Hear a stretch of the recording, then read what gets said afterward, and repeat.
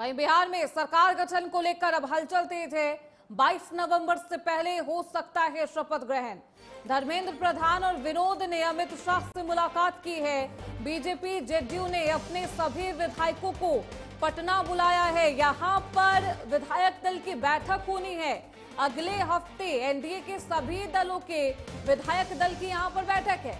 CM आवास में NDA विधायक दल की बैठक होनी है। बैठक में तमाम विधायक मौजूद रहेंगे। पार्टी के आला कमान भी यहां पर शामिल रहेंगे। सीएम आवास पर ये एनडीए की बैठक होनी है। बिहार में सरकार गठन को लेकर ये सुगबुगाहट है और कई बार इसको लेकर चर्चा भी हुई है। ये कहा जा रहा है कि चिराग पासवान की पार्टी से एक उप मुख्यमंत्री बनाया जाएगा। हालांकि विधायक दल की बैठक होनी है और इस बैठक के बाद ही खुलासा हो पाएगा कि उप मुख्यमंत्री के चेहरे पर किसके नाम पर मुहर लगी है।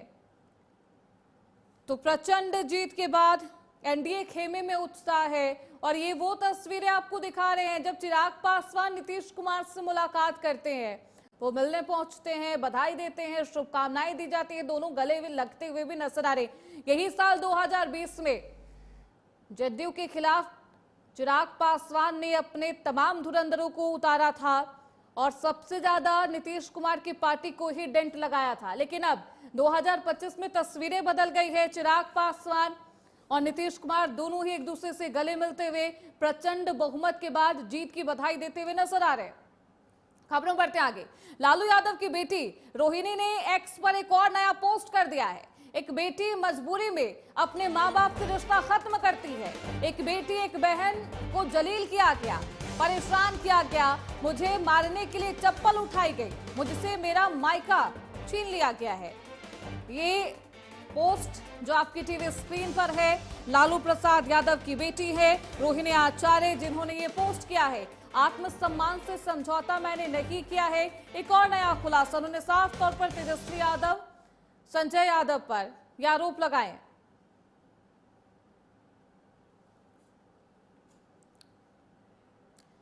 तो वहीं बिहार विधानसभा चुनाव में महागठबंधन की बेहद बुरी हार के बाद इसके बाद अब महागठबंधन की जो मुख्य पार्टी है आरजेडी के सुप्रीमो लालू प्रसाद यादव की पारिवारिक कलेश अब सबके सामने है। और कलेश की तस्वीरें देखिए, ये तब की तस्वीरें हैं जब एक पोस्ट रोहिणी आचार्य करती हैं। साफ तौर पर तेजस्वी यादव, संजय यादव पर आरोप लगाती है। वो कहती है कि उनके माता पिता के सामने कई खराब बातें उनके लिए कही गई। मेरा कोई परिवार नहीं है। अब ये जाकर के आप संजय, रमेश, तेजस्वी यादव से पूछिए, मेरा कोई परिवार नहीं है। वही लोग निकाला है हमको परिवार से, क्योंकि रिस्पॉन्सिबिलिटी लेना नहीं है उनको। पूरा दुनिया बोल रहा है जो चाणक्य बनेगा तो चाणक्य से आप सवाल पूछिएगा। जब कार्यकर्ता चाणक्य से सवाल कर रहा है, पूरा देश दुनिया सवाल कर रहा है कि पार्टी का ये ऐसा हाल क्यों हुआ। अब जब संजय, रमेश इन लोग का नाम लीजिए तो आपको घर से निकाल दिया जाएगा, आपको बदनाम किया जाएगा, आपको गाली दिलवाया जाएगा, आपके ऊपर चप्पल। वही आरजेडी नेता रोहिणी आचार्य की राजनीति से संन्यास लेने पर और अपने परिवार से रिश्ता खत्म करने के फैसले पर अब सियासत गर्म है। राजनीति के जो दिग्गज नेता है उन्होंने क्या कुछ बयान दिया है वो आपको सुनवाते हैं। ऐसे तो ये उनका पारिवारिक मामला है, लेकिन जिस प्रकार से लालू जी ने पूरे परिवार को ही राजनीति में ले आए, ये उसका दुष्परिणाम है। और मैं कह सकता हूं कि तेजस्वी यादव का जो स्वभाव बना एक छत्र राज करने का, वो परिवार को ही नहीं समेट पाए, परिवार में ही इतने अलोकप्रिय हो गए। तो आप कैसे उम्मीद करते हैं कि वो समाज के दृष्टि से या पार्टी में चीज़ों को आगे बढ़ा पाएंगे। और कहीं ना कहीं जो संजय और रमेश जैसे व्यक्ति पूरे कब्जा किए हुए हैं पार्टी और परिवार को, तो कहीं ना कहीं उसका ये प्रकटीकरण है। और अब तो तेजस्वी यादव को सामने से आके जवाब देना चाहिए। नहीं, देखिए सब तो व्यक्तिगत मामला है, इस पर राजनीतिक कमेंट करना तो उचित नहीं है। लेकिन दुर्भाग्यपूर्ण है आरजेडी के लिए। लालू प्रसाद यादव जैसे लंबे समय तक उन्होंने बिहार पर राज किया, अच्छा किया या बुरा किया, लेकिन जनता का प्यार स्नेह तो उनको मिला ही, वो एक अलग बात है। लेकिन इतना बड़ा व्यक्तित्व का कि परिवार में इस तरह की स्थिति नॉट गुड। बेटी, देखिए, मैंने सोशल मीडिया के माध्यम से और टेलीविजन के माध्यम से देखा कि जिस तरह से रोहिणी आचार्य को अपमानित करने का काम किया गया। मैं उस परिवार के मामले में बहुत ज्यादा नहीं बोलना चाहता, क्योंकि किसी के परिवार के झगड़े में नहीं पड़ना चाहिए। लेकिन आदरणीय लालू प्रसाद जी से और आदरणीय राबड़ी जी से मैं सादर अनुरोध करूंगा कि परिवार इस तरह नहीं बिखरना चाहिए। जिस रोहिणी आचार्य ने किडनी देकर लालू जी की जिंदगी बचाई और आज उसको ये दिन देखना पड़े, ये उचित नहीं है। इसको जरूर लालू जी को, राबड़ी जी को ध्यान देना चाहिए। अब देखिए, वैसे इसमें बड़ा बहुत बोलना बनता नहीं है, मगर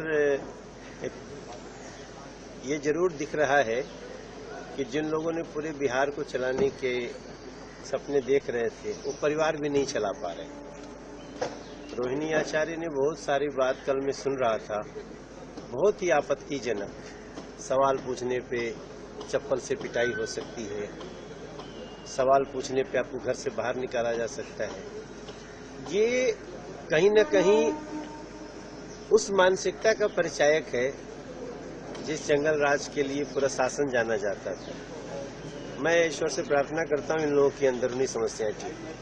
देखिए, आंतरिक मामला है, क्या है उनके बीच में मुझे जानकारी नहीं है, और उन्होंने क्या बोला मैं भी नहीं सुना हूँ। लेकिन अगर ऐसी बात उन्होंने बोला है तो दुर्भाग्यपूर्ण है। कहा जाता है कि बुरे वक्त में सपने भी छोड़ देते हैं, और महत्वाकांक्षा जब हावी होता है सबको परिवार में भी कला होता है। लेकिन ठीक है, जनता जो आदेश दिया है, जनता ने जो मैंडेट दिया है, उसको स्वीकार हम सबको करना चाहिए, चाहे विपक्ष हो चाहे सत्ता पक्ष हो। अगर जनता ने आपको विपक्ष लायक समझा है, चाहे आपको उस पोजीशन पर पहुंचाया है, तो आपको इससे सबक लेकर के सीखने की जरूरत है। इस तरह से विचलित नहीं होनी चाहिए। नहीं, देखिए, वैसे तो ये उनके परिवार का आंतरिक मामला है, लेकिन अगर आप राजनीति में हैं, आप सामाजिक जीवन में हैं, तो nothing is private, everything is public. और जिस प्रकार से पॉलिटिकल प्रश्न उठाया जा रहा है, तेज प्रताप यादव, उसके बाद अब रोहिणी आचार्य, कम से कम हार की जिम्मेवारी कहीं ना कहीं रिस्पॉन्सिबिलिटी तो लेनी पड़ेगी। कौन लोग जिम्मेदार हैं, किनको आत्ममंथन करना चाहिए, आगे का रोड मैप क्या है, क्योंकि लालू जी का एक लंबा राजनीतिक करियर रहा है। लालू जी तथाकथित रूप से सामाजिक रूप से वंचित लोगों का प्रतिनिधित्व करने का उन्होंने दावा किया है। लेकिन कल के चुनाव के नतीजों के बाद जिस प्रकार से उनके ऊपर अस्तित्ववादी संकट के बादल मंडरा रहे हैं, मुझे लगता है कि निश्चित रूप से आत्ममंथन करने की आवश्यकता है उनकी पार्टी को। रोहिणी आचार्य बेटी है, और बेटी जिसने अपने पिता की प्राण रक्षा की, अपने भाई के कलाई में राखी बांधी, उस बेटी के मन में अगर मनः पीड़ा है, राजनैतिक पीड़ा होना एक अलग विषय है, लेकिन उसके साथ व्यवहार की पीड़ा अगर है, बेटी लक्ष्मी होती है, सरस्वती होती है, उसका अपमान करना यह हमारी परंपरा का हिस्सा नहीं रहा है।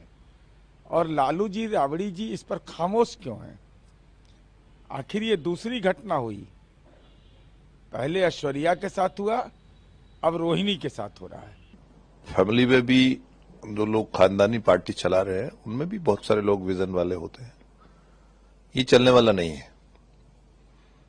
देश युवाओं के, देश महिलाओं के, देश गरीब के, देश सभी कम्युनिटीज के हाथ में स्टार्टअप स्टैंड अप के जरिए देश के वजीर आजम ने सौंपा है। अब ये देश पीछे नहीं देखेगा, इसलिए अब इनका सौदा, इनके पास सौदा ही नहीं है महागठबंधन के पास। और बिहार की जनता ने, आपने जैसे देखा कि नरेंद्र मोदी जी के हाथ मजबूत किए हैं जो एनडीए की रहनुमाई कर रहे हैं। एक कहावत है, ऐसा कोई सगा नहीं जिसे लालू यादव ने ठगा नहीं। रोहिणी आचार्य ने एक बेटी का धर्म निभाते हुए, उनके बेटों ने तो किडनी नहीं दी थी, बेटी ने किडनी दी थी। और बेटी अगर पिता से नाराज हो जाए तो समझ लीजिए लालू जी ने बिहार की जनता को किस प्रकार ठगा है। और उसका नतीजा ये हुआ कि सरकार बनाते बनाते उनका अपोजिशन का पद भी उनको नहीं मिल पा रहा है। तो ये लालू यादव का परिवार अभी और बिखरेगा। पहले तेज प्रताप यादव बोल रहे थे, अभी आने वाले समय में मीसा भी बोलेगी और सारे बोलेंगे कि लालू यादव का परिवार और उनकी पार्टी आरजेडी खात्मे के कगार पर है। जब एक परिवार ऐसी कठिन परिस्थितियों से गुजरता है तो वो किस मानसिक दबाव में रहता है, इसका अंदाजा मुझे है, क्योंकि मैं भी इस दौर से गुजरा हूं। हम लोगों के राजनीतिक मतभेद जरूर रहे हैं, पर मैंने हमेशा आदरणीय लालू जी के परिवार को अपना परिवार माना है। मैंने हमेशा तेजस्वी हूं, तेज हूं, मीसा दी हूं, रोहिणी जी हूं, सबको मैंने अपने भाई बहन ही माना है। ऐसे में बस मैं सिर्फ इतनी प्रार्थना करता हूं कि जल्द से जल्द ये पारिवारिक विवाद सुलझे। घर में एकता बनी रहती है तो इंसान बाहर कठिन परिस्थितियों से लड़ लेता है, बट आज की तारीख में उनकी पार्टी जिस दौर से गुजर रही है और उसके बाद घर में ऐसी कला, मैं समझ सकता हूं कि परिवार काफी कठिन परिस्थितियों से गुजर रहा होगा।